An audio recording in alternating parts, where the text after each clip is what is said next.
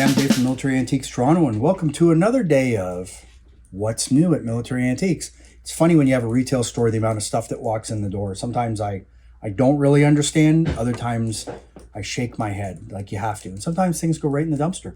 But whatever. And then we have people digging in the dumpster if you don't leave it locked, which I thought was kind of weird.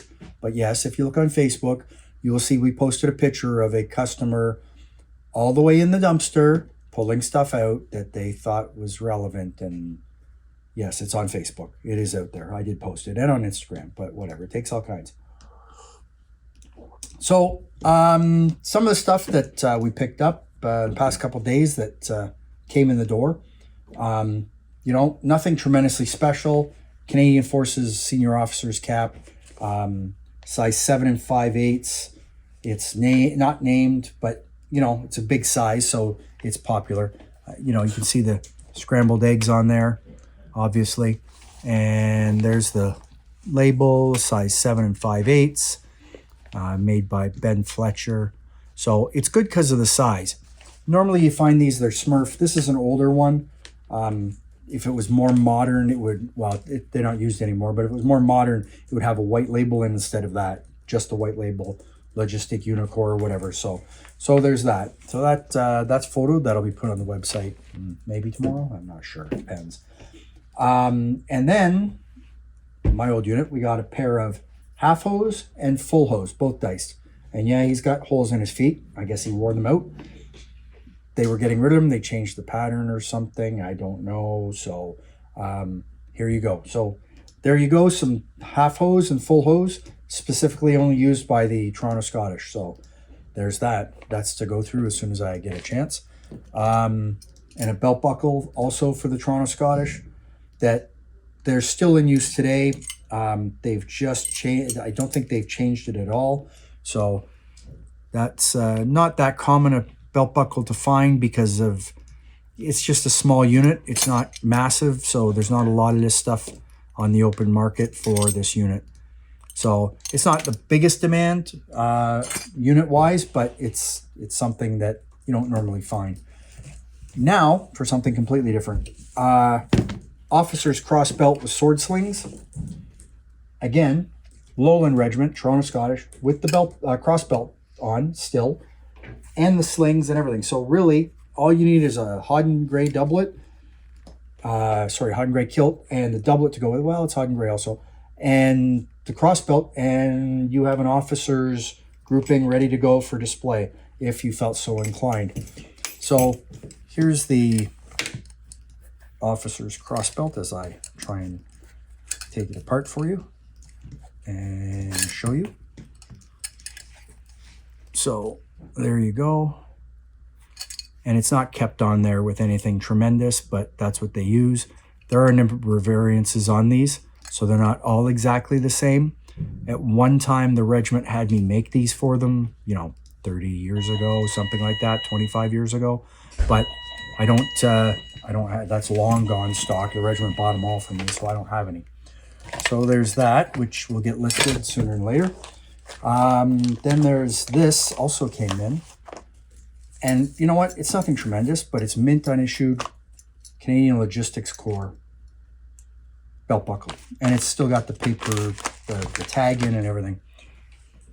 Obviously, this is improvement over the quality of the CF that they normally use.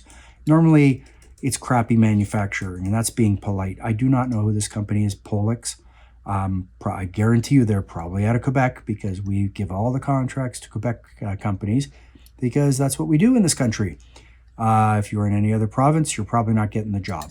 So, unusually good quality for Canadian Forces stuff. And you know what? Pretty good. I'm actually surprised and impressed. So there's that. Still with the label in there. Royal Canadian Logistics Service. I think they put that down as right there, RCLS. Oh, look, made in China. Wow. So remember, the stuff that you use to save your life is made by the lowest possible bidder. So this belt buckle is made in China. Isn't that great? Something for you to be proud of. We sent our money to China to have belt buckles made. Unreal. So I guess that's what we do now. Yeah, we sold our soul. So just wow. I didn't even realize that until I just looked at it. I don't understand. Well, I do, but I don't. So much for the Quebec conversation. So I was at a gun show recently. I don't normally go to gun shows. And I found the demographics very different compared to what I'm used to seeing. Yeah, I've been to gun shows in years, but I finally went, and this is specifically Canadian. So, and normally it's a bunch of old white guys running around or whatever, trying to buy stuff or whatever, or buying or selling or whatever they're doing, ammo or guns or whatever.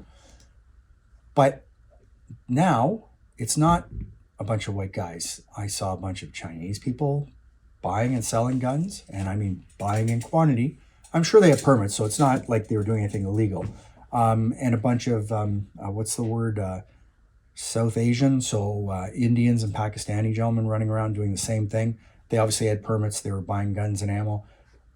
Maybe they know something we don't. So I don't know. Maybe something's up. I said that to my kid the other day, that something's up, and I'm sure that my kid thinks I'm crazy. But you know what? I guess we'll find out and find out who's right and who's not. So, because I don't really understand what's going on in the world.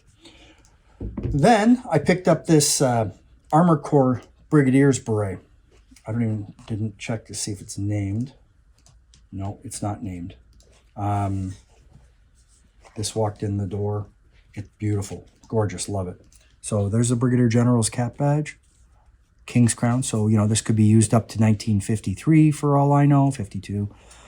Marked Burberry, beautiful, beautiful black beret in really nice condition. I don't collect Armoured Corps stuff per se, but this is a really nice officer's beret. So that's very pretty.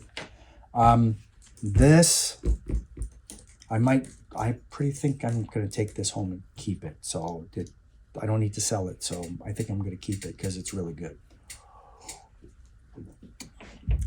Black Armoured Corps beret, private purchase. And it's made by Hobsons. I didn't even check to see if it was named. Nope, no name in it. But it's a Monty style beret. Why? Because it's got two cap badges on. So whomever this was in the 12th Manitoba Dragoons as an officer, and then I guess went over to the 1st Hussars as an officer. Mind-boggling. I don't normally keep this stuff. I don't normally care about that.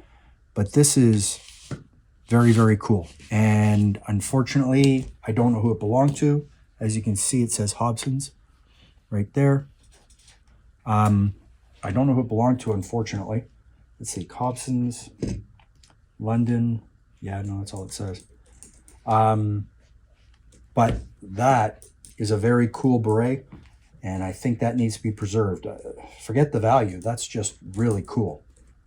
That's something you don't find every day. So anyways, it's incredible what walks in the door when you have a retail store. So check out the website, militaryantiquestoronto.com. Follow us on Facebook, YouTube, Instagram, and check out the website. It's in Canadian funds. It's cheaper than anywhere else. So, but that's really cool. I like that. So I think I should take that home. Though I did photo it, but whatever. It's all good. Anyways, hope you have a good day. Take care. Bye.